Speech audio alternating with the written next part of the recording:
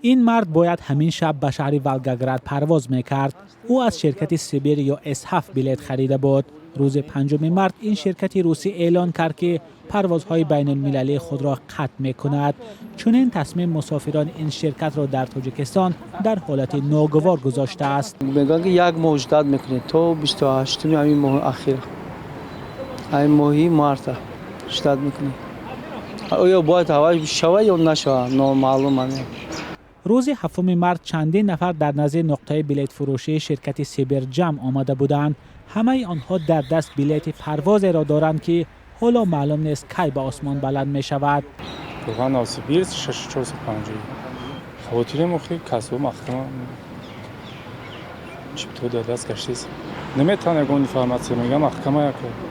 Сообщение اومد. ای وزارت. مسئولین شرکت هواپیمایی سیبیر یا S7 در تاجیکستان به رادیوی آزادی گفتند فعلا همه پروازهایشان از تاجیکستان به روسیه منع شده است. با گفته مسئولین شرکت سبب قطع شدن پرواز این است که شرکت هواپیماهای آنها اساساً ایروبوس است که حالا تحت تحریم‌های اتحادیه اروپا قرار گرفته است. یعنی اگر این هواپیماها به تاجیکستان پرواز کنند ممکن است که مصادره شوند. مسئولین شرکت درباره تقدیر مسافرانی که چیپتا گرفتند میگویند که تلاش میکنند با پروازهای علاهده مسافران را از تاجیکستان به روسیه برند. رئیس آژانسی اویاسیون شهروندی ماه فوریه امسال گفته بود هفته میان تاجیکستان و روسیه 120 پرواز صورت میگیرد. از این 20 پروازش به شرکت سیبر متعلق بود که حالا قطع شده است. شرکت اورالسکی اویالینی هم خبر داد که پروازهایش به شهر ساچی و راستاو ندانو را برای روزهای 4 و 5 مارس بیکار کرده است. علاوه بر این مسئولین فرودگاه خوجند گفتند 2 پرواز شرکت اورالسکی اویالینی به نیژنیکامسک و سراتوف هم لغو شدند.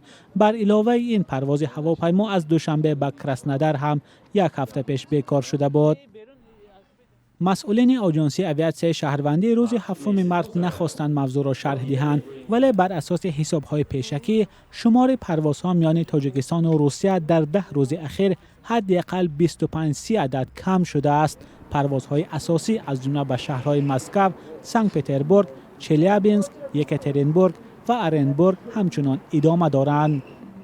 با قطع شدن سفر طریق قطاره و نقلیات، پروازها وسیله اساسی رفت آمد میان تاجیکستان و روسیه هستند. مسافران اساسی مهاجران هستند که تعدادشان 1 میلیون نفر گفته می شود. با کاهش پروازها این نگرانی ها بیشتر شدند که نرخ بلیط به روسیه بالا می رود. هرچند مقامات وعده دادند که با بی اساس بالا بردن نرخ سفر اجازت نمی دهند.